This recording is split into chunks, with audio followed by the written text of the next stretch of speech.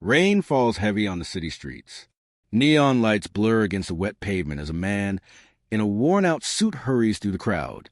His shoes splash through puddles, his resume clutched tight in his hand. This is his moment, his one chance to change everything. A single father, carrying not just papers, but the weight of his daughter's future. Every step echoes with the hope of a new beginning. But just as the towering office building comes into view, something breaks the rhythm. A child's cry. He turns his head. Across the street, a little boy no older than 5 stumbles near the curb, tears streaming down his face. Cars race past, horns blaring, wheels spraying water. The child steps forward, danger inches closer. The man freezes. His heart pounds. He looks at his watch. The interview is starting now. Miss this moment, and his dream is gone. One step toward the building means survival for his own family. One step toward the child means risking it all. He swallows hard. His breath sharpens. And then, without thinking, he runs. "Hey! Stop!" he shouts, lunging forward, pulling the child back just as a car roars by. The boy clings to him, trembling. And in that instant, the father knows his life has changed. But was it for better or worse? But long before this night, before the rain, before the moment on that street, there was a man simply trying to survive.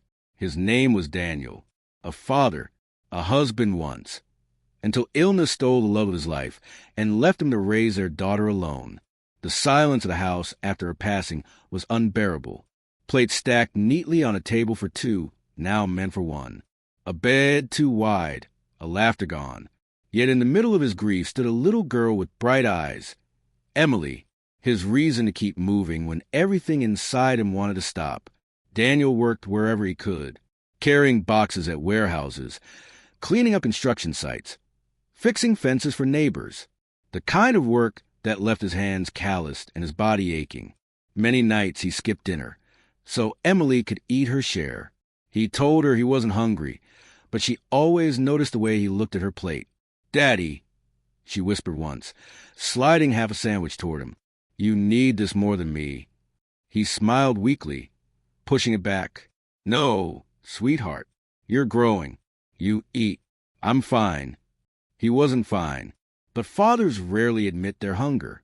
Despite the weight of the world, Emily gave him light. She drew pictures of their family with crayons, placing them on the fridge like trophies.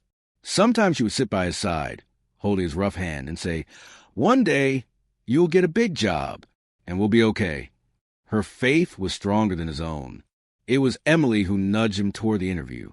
She overheard a neighbor talking about a company hiring for stable positions, steady pay, benefits, even health insurance. To Daniel, it sounded like heaven. He doubted himself at first. What if they laughed at him? What if his worn suit and tired face made him look unworthy? But Emily's voice broke through his fear. "Daddy, you have to try. Mom will want you to." So he tried. He practiced in front of the mirror after she went to bed, whispering answers to questions he found on old job forums. He wrote his name over and over on scrap paper, trying to make his signature look confident. He even ironed the one good shirt he owned, pressing it carefully late into night, as if smooth fabric could erase years of hardship. The stakes were more than a paycheck. This was health insurance Emily desperately needed, in case sickness ever returned to their home.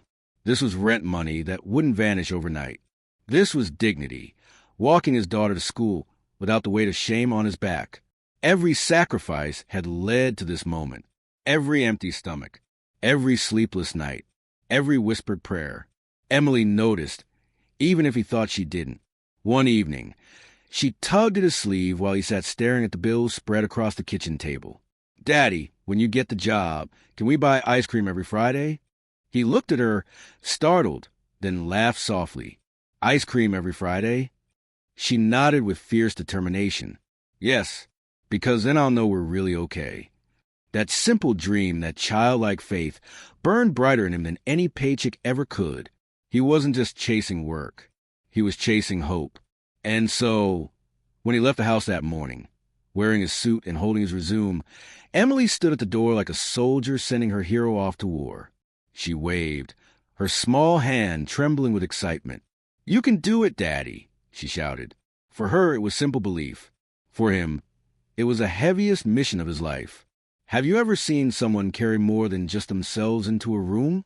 A man carrying not only his own future, but the fragile dreams of a child who trusts him completely? That was Daniel on the morning of the interview. A father desperate for a chance. A daughter waiting for ice cream on Fridays. And the cruel twist? He never even made it inside the building. Back in the present, the rain had slowed, but Daniel's heartbeat had not.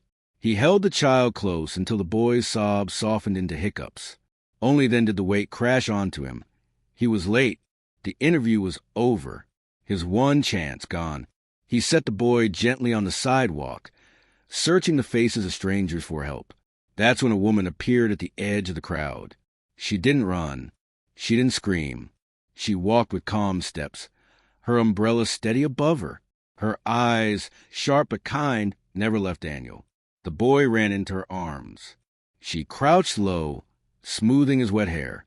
"You're safe now," she whispered. Then she lifted her gaze to Daniel. "And it's because of you." Daniel swallowed, trying to find words. I was supposed to be somewhere. An interview. But I couldn't just leave him. His voice cracked with a confession. The woman tilted her head, studying him as if weighing his soul. Then, with a faint smile, she reached into her coat pocket and pulled out a small white card. "You sacrificed everything for someone else's child," she said quietly. "That tells me more about you than any resume ever could." She pressed the card into his trembling hand. "Come see me tomorrow. I think I may have work for you." Daniel looked down, rain dripping from his hair onto the ink. The name printed there stole his breath. She wasn't just any woman. She was the CEO of the very company where he had begged for a chance. As the city lights flickered in the puddles at his feet, Daniel clutched the card. For the first time in years, his defeat felt like the beginning of something greater. But what exactly had he stepped into? The night after the encounter, Daniel sat at the small kitchen table, staring at the business card as if it might vanish. The letters shimmered faintly under the dim bulb. Margaret Hale, Chief Executive Officer. He rubbed his thumb over the ink, heart pounding. Could it be real? Or was life playing one more cruel trick on him? Emily padded into the kitchen in her pajamas, clutching her stuffed rabbit. "Daddy, why are you still awake?" He hesitated, then showed her the card. Someone important gave this to me today." His voice was low, almost afraid of hope. "She wants me to meet her. Says she might have work." Emily's eyes lit up. "That's good, right?" Daniel sighed. "I don't know. What if it's a mistake? What if I don't belong there?" The little girl climbed into his lap, resting her small hands on his face. "You always tell me to be brave. Now it's your turn." Her words hit harder than any storm. The next morning, Daniel stood before the towering glass building. Dozens of workers in sharp suits swept past, their polished shoes clicking like a rhythm he could never match. He tugged at his fraying tie, clutching the resume that already felt like a lie.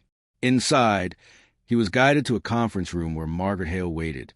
She was poised, elegant, her calm presence filling the space. "You saved a child yesterday," she said without preamble. "And in doing so, you missed your own chance. That told me more about your character than any interview could." Daniel's voice trembled. "But I'm not qualified. I've worked warehouses, not offices. People like me, we don't sit in places like this." Margaret leaned forward. "I wasn't looking for polish. I was looking for integrity. That's rare, but," her voice tightened, "others in this company disagree." She wasn't lying. In another room, whispers of disapproval stirred.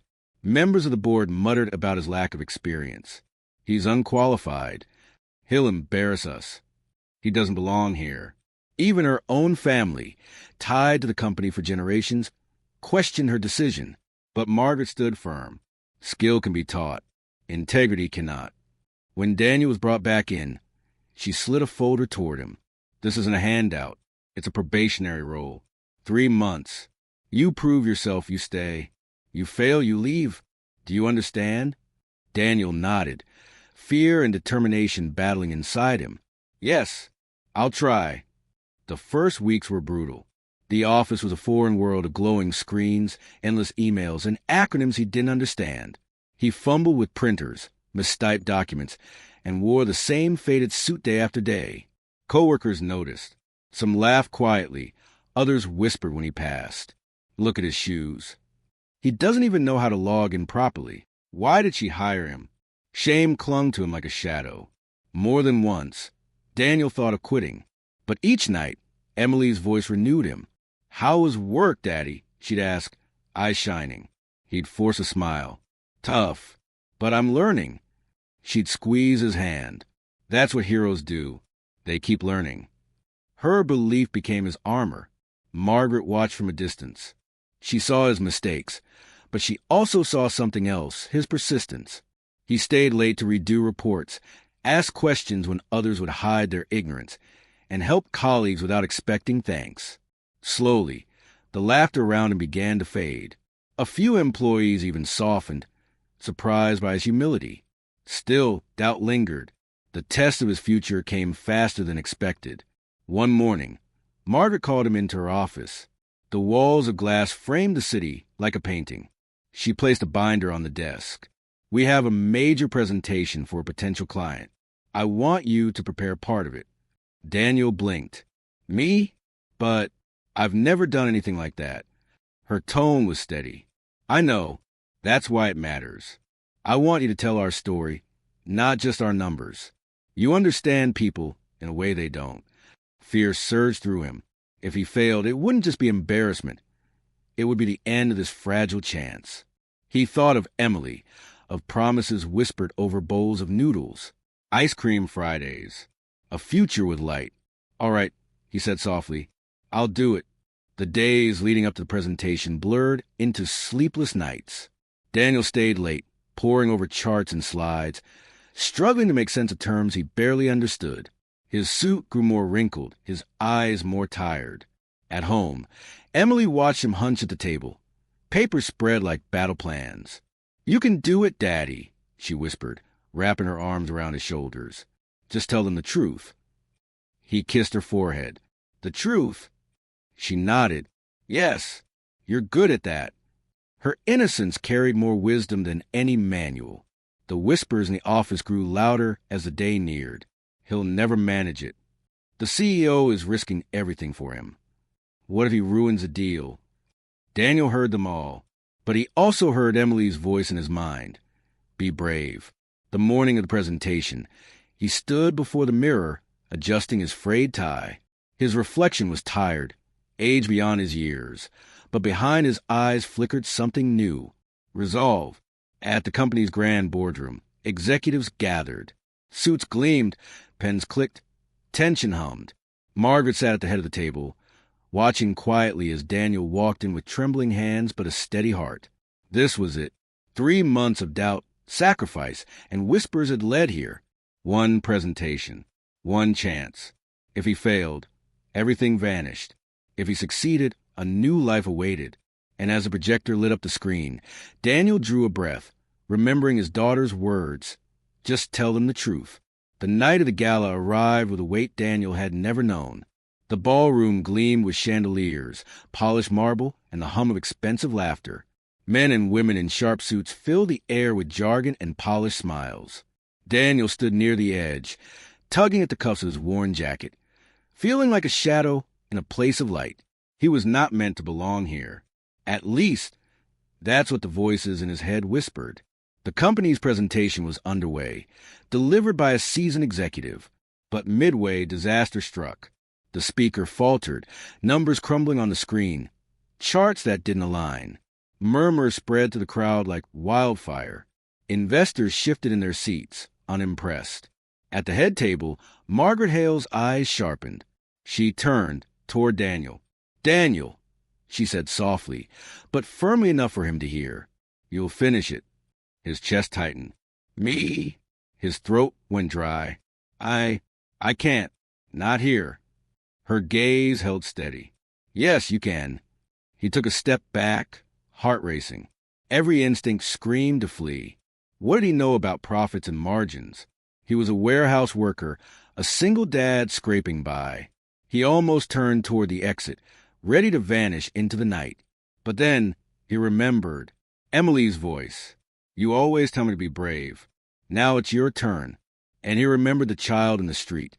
The moment he had chosen kindness over ambition. That choice had led him here. Could he turn away now? Daniel drew a breath, so deep it burned. He stepped onto the stage. The murmurs grew louder, disbelieving.